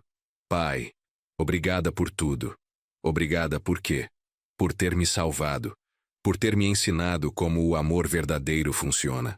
Entreguei ela para o Ricardo com o coração cheio de gratidão. Não gratidão pelo casamento em si, but gratidão por ver minha filha feliz, escolhendo por ela mesma, confiando no próprio julgamento. Durante a festa, a Sônia veio conversar comigo. Roberto, você fez um trabalho incrível. Como assim? A Clara está irreconhecível. Comparando com aquela menina assustada que você trouxe no centro de referência há 3 anos, parece outra pessoa. Ela sempre foi forte, Sônia. Só tinha esquecido disso. Você ajudou ela a lembrar. A festa foi simples, mas alegre. Clara dançou, riu, conversou com todo mundo. Ricardo não saía do lado dela, mas não por possessividade, por companheirismo. No final da noite, quando os noivos foram embora para a lua de mel, fiquei organizando as coisas com alguns amigos. Seu Roberto, o pai do Ricardo, veio falar comigo. Quero que saiba que vou cuidar da sua filha como se fosse minha. Não precisa cuidar dela não, compadre. Ela sabe cuidar de si mesma. Ele riu. É verdade. Ela é uma mulher e tanto. É. E seu filho teve sorte de encontrar ela. Tiveram sorte um do outro. Voltei para casa sozinho, mas feliz. Minha filha havia encontrado alguém que a amava sem querer controlá-la, que a respeitava sem querer mudá-la, que a protegia sem querer aprisioná-la. 2 semanas depois, eles voltaram da lua de mel. Clara veio me visitar e me trouxe presentes.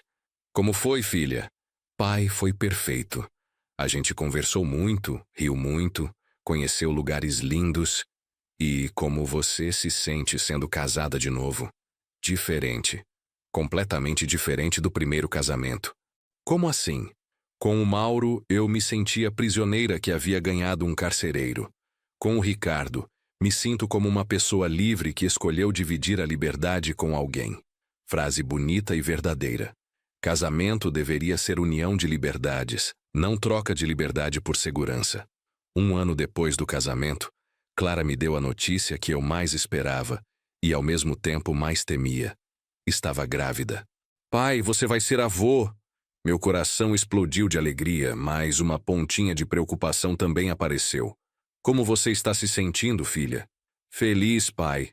Muito feliz. E com um pouco de medo também. Medo de quê? Medo de não ser uma boa mãe. Medo de repetir padrões ruins. Clara, você passou anos fazendo terapia, se conhecendo, se curando. Você vai ser uma mãe incrível. Como você tem tanta certeza?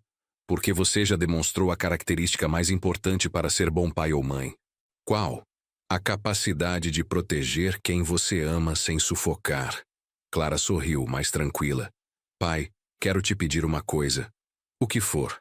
Quero que você seja um avô muito presente. Quero que meu filho conheça o homem que me ensinou o que é amor verdadeiro. Lágrimas desceram pelo meu rosto. Vou ser o avô mais presente do mundo. Durante a gravidez, acompanhei Clara nas consultas médicas quando o Ricardo não podia. Ajudei a montar o quarto do bebê, participei do chá de bebê, estive presente em cada momento importante. O parto foi tranquilo. Clara estava calma, confiante, rodeada de pessoas que a amavam. O Ricardo não saiu do lado dela nem um segundo. Quando meu neto nasceu, um menino que eles batizaram de João Roberto em homenagem a mim, senti que a vida tinha fechado um ciclo perfeito. Pai, quer pegá-lo? Peguei aquele bebezinho no colo e senti que tudo pelo que havia passado nos últimos anos valeu a pena. Todas as noites, em claro, preocupado com Clara. Todos os planos para tirá-la da situação de violência. Toda a luta para ajudá-la a se reconstruir. Oi, João Roberto, sou seu avô. O bebê abriu os olhos e me olhou, como se estivesse me reconhecendo. Pai, você está chorando. Estou feliz, filha. Muito feliz. Clara estava radiante, cansada, mas radiante. Ricardo ao lado dela, orgulhoso e emocionado. Clara, você conseguiu. Conseguiu o quê, pai? Construir a família que sempre sonhou. Uma família baseada em amor, respeito e proteção. A gente conseguiu, pai. Eu, você, o Ricardo. A gente construiu isso juntos. Naquela maternidade, segurando meu neto no colo, olhando para minha filha feliz e realizada, entendi que havia cumprido minha missão na vida. Não só como pai, mas como ser humano. Tinha ajudado alguém que amava a sair da escuridão e encontrar a luz. João Roberto cresceu rapidamente. Aos 6 meses, já reconhecia minha voz e sorria quando me via. Clara havia se tornado uma mãe dedicada, mas não superprotetora. Carinhosa, mas não sufocante. Pai, como você fazia para me dar limites sem ser autoritário? Não é fácil, filha. O segredo é explicar o porquê das regras, não só impor. Estávamos na praça, eu empurrando João Roberto no balanço enquanto Clara descansava no banco. Pai, às vezes tenho flashbacks do período com o Mauro. Imagino se não tivesse você para me ajudar. Mas você teve. E agora tem uma família que te ama e te apoia. É verdade. Pai, posso te fazer uma pergunta? Sempre. Como você conseguiu manter a calma durante todo aquele processo? Eu sei que por dentro você devia estar fervendo. Parei de empurrar o balanço e me sentei ao lado dela. Clara, houve momentos em que eu quis pegar uma arma e resolver tudo na força. Especialmente quando vi aqueles hematomas. Mas não fez.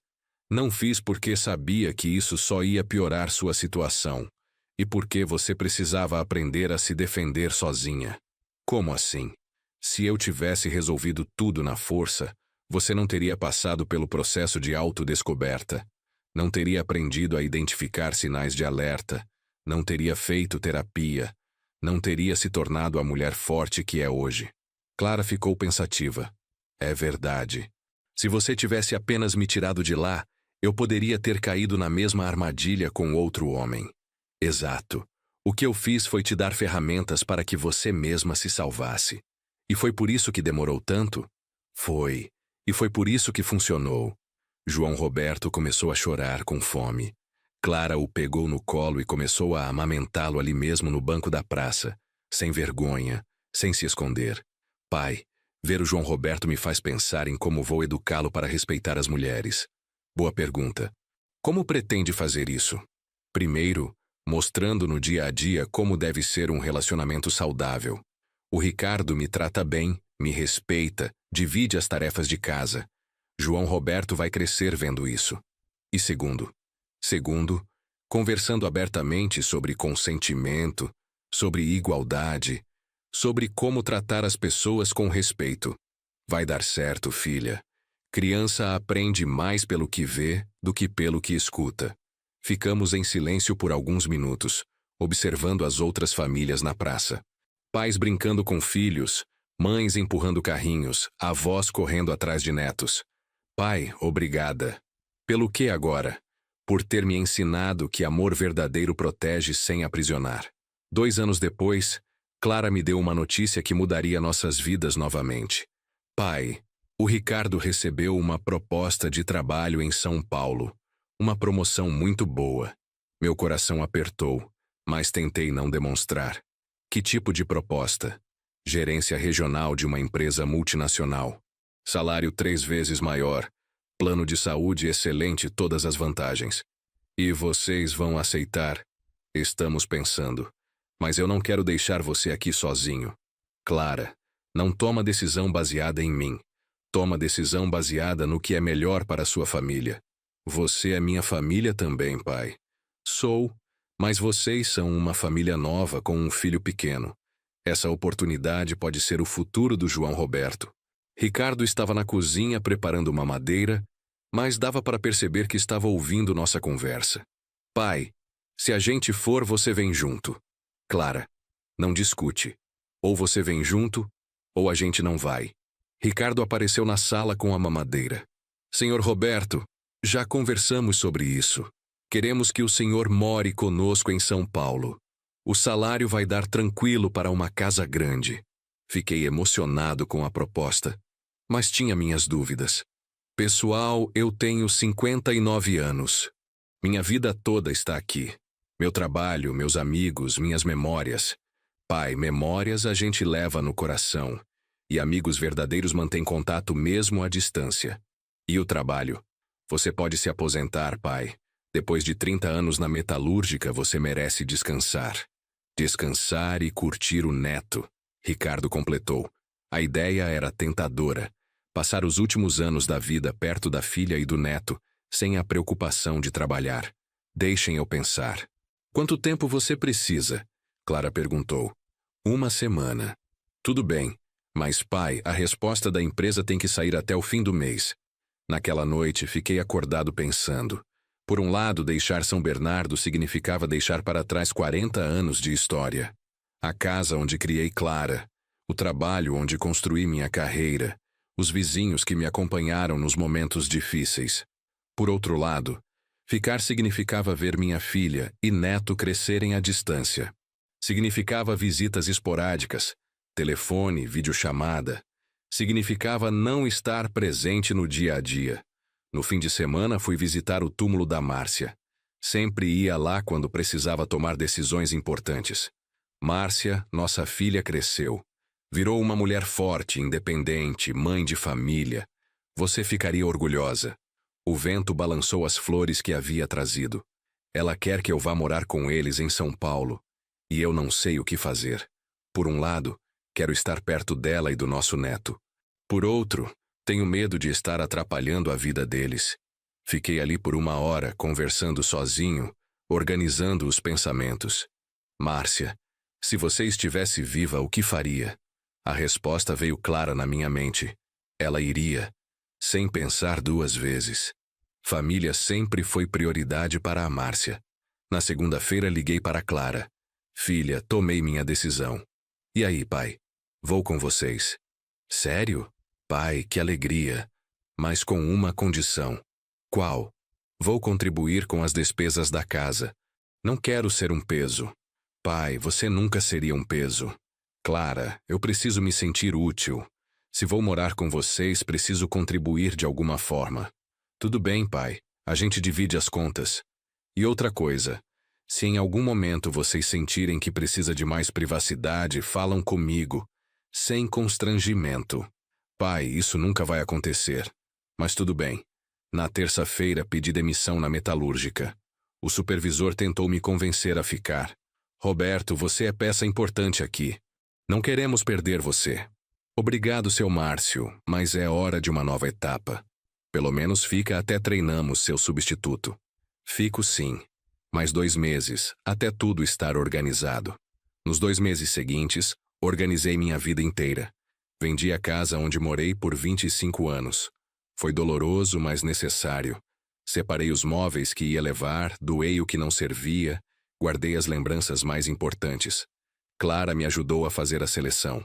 Pai, essa foto da mamãe vai com a gente. Claro. E esse relógio do vovô também. Esse relógio tem mais de 50 anos. Era do meu pai. Por isso mesmo. João Roberto precisa conhecer a história da família. O dia da mudança foi emocionante e melancólico ao mesmo tempo. Os vizinhos vieram se despedir. Os colegas de trabalho fizeram uma festa surpresa. Clara e Ricardo estavam ansiosos pelos preparativos. Pai, está nervoso? Clara perguntou enquanto carregávamos as últimas caixas. Um pouco. Mas é nervosismo bom. Como assim? É nervosismo de quem está começando uma nova aventura. A casa em São Paulo era grande e aconchegante. 3 quartos, sendo um com banheiro privativo que seria meu. Quintal amplo para João Roberto brincar quando crescesse. Vizinhança tranquila, cheia de famílias jovens. Pai, esse é seu quarto. Clara abriu a porta de um cômodo espaçoso, com janela para o quintal. Está perfeito, filha. Trouxemos sua poltrona favorita, sua estante de livros, sua televisão. Ricardo apareceu na porta. Senhor Roberto tem uma oficina no quintal. Pensei que o senhor poderia usar como hobby. Oficina? É, para marcenaria, consertos, essas coisas. O antigo dono deixou algumas ferramentas. Fiquei empolgado. Sempre gostei de trabalhar com as mãos, mas nunca tive espaço adequado. Posso dar uma olhada? A oficina era um sonho. Bancada grande, ferramentas organizadas, boa iluminação. Um lugar onde poderia fazer brinquedos para João Roberto, consertar móveis, ter um hobby produtivo. Vocês pensaram em tudo. Pensamos, pai. Queremos que você se sinta em casa. Nos primeiros meses foi um período de adaptação. Eu acordava cedo, como sempre fiz, preparava café para todo mundo. Clara amamentava João Roberto enquanto tomava café. Ricardo saía para o trabalho, ela ficava cuidando do bebê. E eu me sentia meio perdido. Clara, posso te ajudar com alguma coisa? Pode ficar com o João Roberto enquanto eu tomo banho? Claro! Aos poucos fui encontrando meu lugar na rotina da família. Ficava com João Roberto quando Clara precisava sair.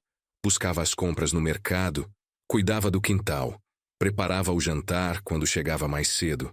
Pai, você está gostando de São Paulo? Estou, filha. No começo estava meio perdido, mas agora me sinto útil. Útil como? Ajudando vocês, cuidando do meu neto, contribuindo com a casa. João Roberto estava crescendo rapidamente. Com 8 meses, já engatinhava pela casa toda. Eu era seu brinquedo favorito. Ele adorava quando eu me sentava no chão para brincar com ele. Vovô, vovô! Foram as primeiras palavras que ele falou. Clara fingiu ciúmes.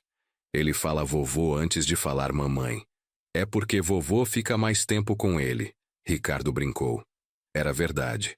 Durante o dia, enquanto Clara resolvia coisas da casa, eu ficava entretendo João Roberto. Cantava música, fazia caretas, contava história. Ele ria muito, um riso gostoso que enchia a casa de alegria. Um ano depois da mudança para São Paulo, Clara me deu mais uma surpresa. Pai, estou grávida de novo. De novo? Clara! É, pai. João Roberto vai ter uma irmãzinha. Irmãzinha? Já sabem o sexo? Ainda não, mas tenho certeza de que é menina. Ricardo estava radiante. João Roberto não entendia muito bem o que estava acontecendo, mas eu estava preocupado. Clara, vocês têm certeza de que dão conta de 2 crianças pequenas? Vamos dar conta, pai. E temos você para ajudar. A gravidez foi mais tranquila que a primeira. Clara já sabia o que esperar. Ricardo estava mais experiente. E eu estava lá para ajudar com João Roberto. Pai, na boa, não sei como faria sem você. Por quê? Você cuida do João Roberto enquanto eu descanso. Faz comida quando eu não tenho energia. Me dá apoio emocional quando preciso. É para isso que serve família, filha. Quando Clara estava com 7 meses, começamos a preparar o quarto para o bebê. João Roberto, com 1 ano e meio, queria ajudar em tudo. Vovô, bebê? É, João Roberto, sua irmãzinha vai nascer logo. Mãzinha? Isso, irmãzinha. Montamos o berço juntos.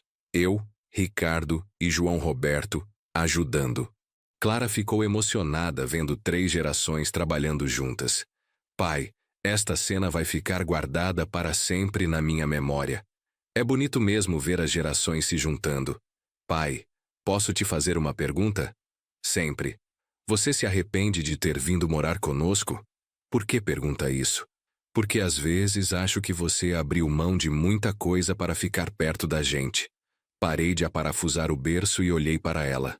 Clara, você sabe o que é viver perto de quem a gente ama? Sei. É saber que cada dia vale a pena. É acordar de manhã com propósito. É se sentir necessário e querido. E é isso que você sente aqui? É isso que sinto todos os dias. João Roberto veio correndo e me abraçou a perna. Vovô, está vendo? Esse menino me faz sentir o homem mais importante do mundo. Clara sorriu, mais tranquila. Pai, obrigada por ter topado essa aventura conosco. Obrigado a vocês por me incluírem na aventura. A Maria Clara nasceu numa manhã de quinta-feira. Parto normal, rápido, sem complicações. Quando a enfermeira trouxe a bebê para eu ver, meus olhos encheram de lágrimas. Olha só, João Roberto. Sua irmãzinha chegou. João Roberto olhou curioso para o bebê embrulhado no pano rosa. Pequena. É, ela é pequena, mas vai crescer rapidinho. Clara estava exausta, mas feliz. Pai, quer pegá-la? Quero. Peguei minha neta no colo e senti a mesma emoção de quando peguei João Roberto pela primeira vez. Uma sensação de completude, de ciclo que se fecha e ao mesmo tempo se renova. Oi, Maria Clara. Sou seu avô. A bebê abriu os olhinhos e me olhou, como se estivesse me reconhecendo.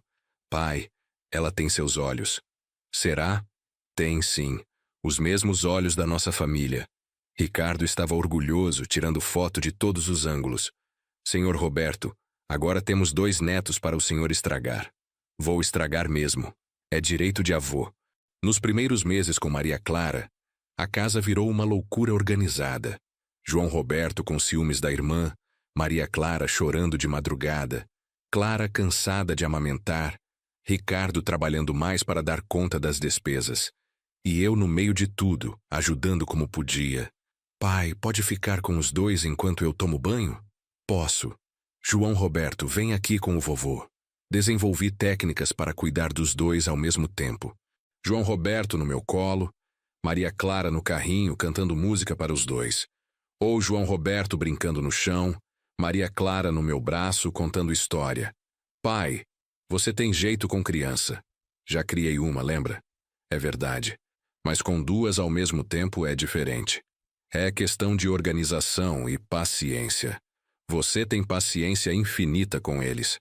Clara, esses 2 são a luz dos meus olhos.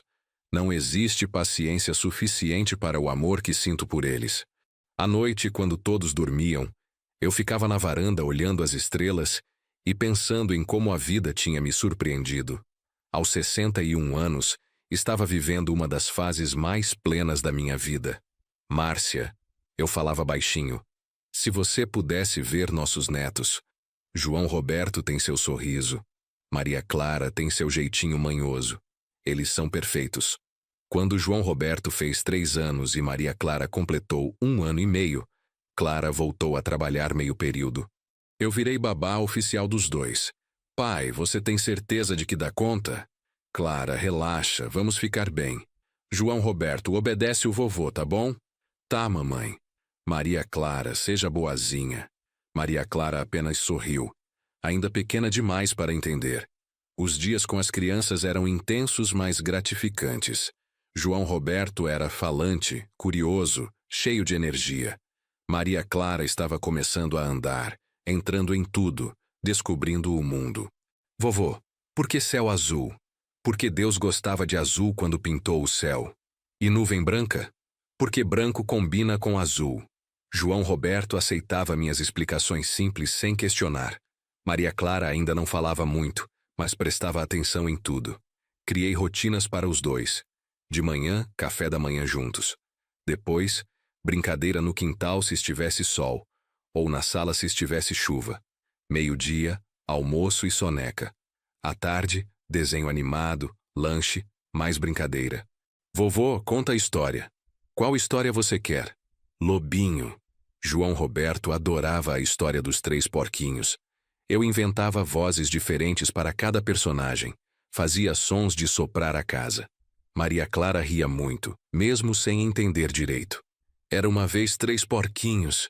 E lobo mau. João Roberto completava empolgado. Isso. E o lobo mau que queria comer os porquinhos. Maria Clara batia palminhas a cada som engraçado que eu fazia. Quando Clara voltava do trabalho, encontrava a casa organizada e as crianças felizes. Como foi o dia? Tranquilo. João Roberto ajudou a dobrar roupa. Maria Clara aprendeu a falar água. Sério? Maria Clara, fala água para a mamãe. Aua! Isso. Muito bem. À noite, na hora do jantar, era o momento que mais gostava. Toda a família reunida, conversando sobre o dia, planejando o fim de semana, rindo das coisas engraçadas que as crianças faziam. Pai, você é um avô e tanto. Por quê?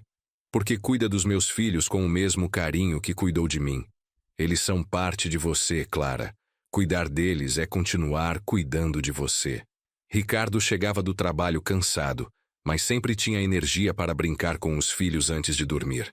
Papai. João Roberto corria para abraçar ele. Como foi o dia com o vovô? Bom, vovô contou a história do lobo. Que legal! Ver minha filha construindo uma família sólida, cheia de amor e respeito, era a maior recompensa que eu poderia ter. No 4º aniversário de João Roberto, fizemos uma festa no quintal de casa.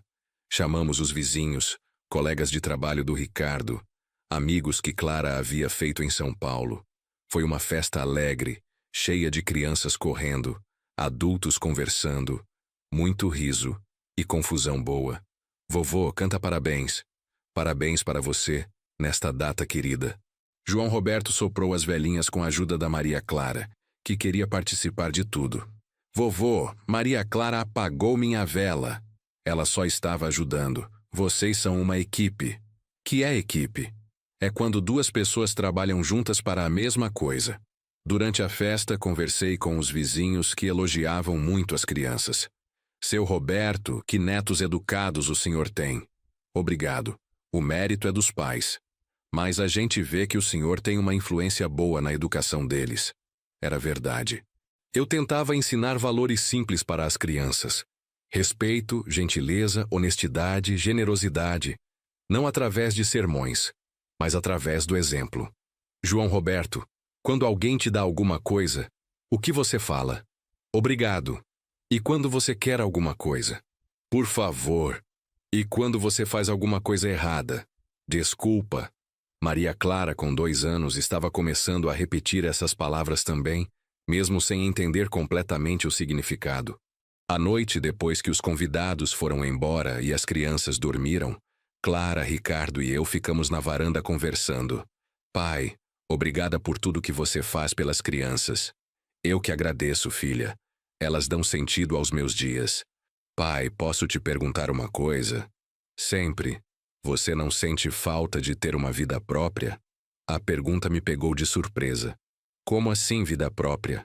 Sair com amigos, namorar, viajar, essas coisas. Ri da pergunta. Clara, eu tenho 62 anos, 2 netos lindos, uma filha maravilhosa e um genro que é quase um filho para mim. O que mais eu precisaria? Sei lá, companhia. Eu tenho companhia. Tenho vocês. Pai, estou falando de companhia romântica. Ah, entendi. Clara, seu pai já viveu um grande amor. Sua mãe foi o amor da minha vida. Aos 62 anos não sinto falta de romance. Sinto é gratidão pelo amor que ainda tenho. Ricardo ficou emocionado com minha resposta. Senhor Roberto, o senhor é um exemplo para mim. Por quê? Porque mostra que felicidade não está em ter tudo, está em valorizar o que a gente tem.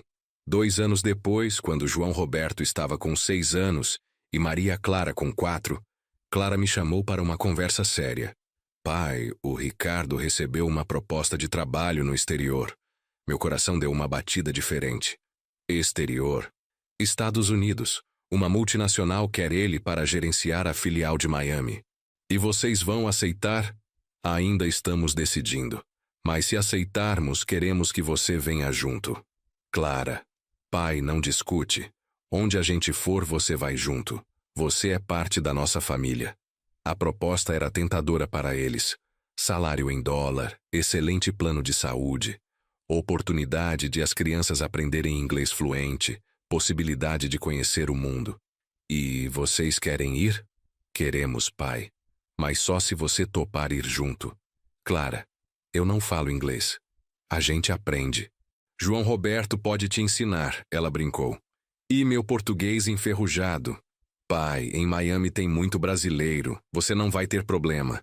Conversei com as crianças sobre a possibilidade. João Roberto, como você se sentiria morando em outro país? Legal, vovô, lá tem Disney. E você, Maria Clara? Vou onde vovô for.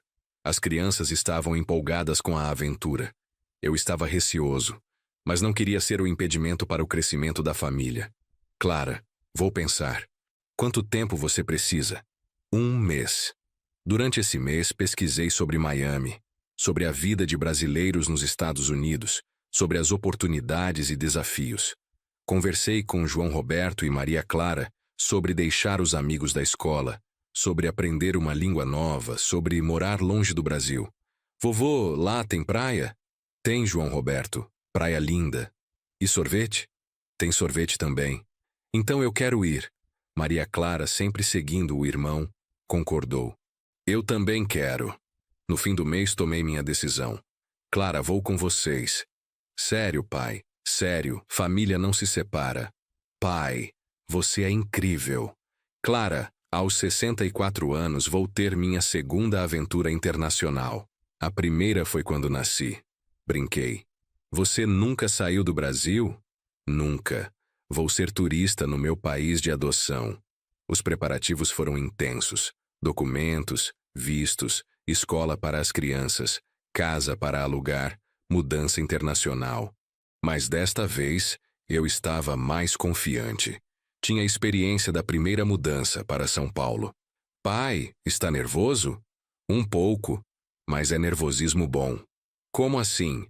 É nervosismo de quem vai começar uma nova aventura aos 64 anos. Quantas pessoas têm essa oportunidade? A mudança para Miami foi mais tranquila do que esperávamos. A empresa do Ricardo nos ajudou com toda a documentação, encontrou uma casa boa para alugar, até indicou escola para as crianças. A casa era diferente de tudo que eu conhecia. Térrea com piscina no quintal, ar-condicionado central, garagem para 2 carros. Americana típica. Vovô, olha a piscina. João Roberto estava eufórico. É grande mesmo. Posso nadar? Pode, mas só com adulto por perto. Maria Clara, com 4 anos, estava impressionada com o tamanho de tudo. Vovô, casa grande. É grande mesmo, Maria Clara. Meu quarto ficava no térreo, com banheiro privativo e saída direta para o quintal. Perfeito para um senhor da minha idade. As primeiras semanas foram de adaptação total. Mercado diferente, produtos diferentes, pessoas diferentes. Mas aos poucos fomos nos acostumando. Pai, como você está se sentindo? Perdido, mas animado. Por quê? Perdido porque tudo é novo. Animado porque estou aprendendo coisas novas aos 64 anos. João Roberto se adaptou rapidamente à escola americana. Chegava em casa falando palavras em inglês, ensinando para Maria Clara e tentando ensinar para mim. Vovô, good morning é bom dia. Good morning, João Roberto. Não, vovô, good morning. Good morning. Isso, agora você fala inglês. Maria Clara entrou numa escola de educação infantil bilíngue. Voltava para casa cantando música em inglês, misturando português e inglês na mesma frase. Vovô, I love you. Eu também te amo, Maria Clara. Não, vovô. You say I love you too.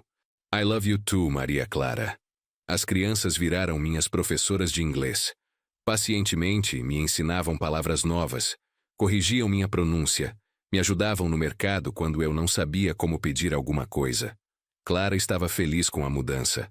Pai, você percebeu como as crianças estão mais seguras de si? Percebi. Elas estão orgulhosas de saber 2 línguas. E você, pai? Está gostando? Estou, filha.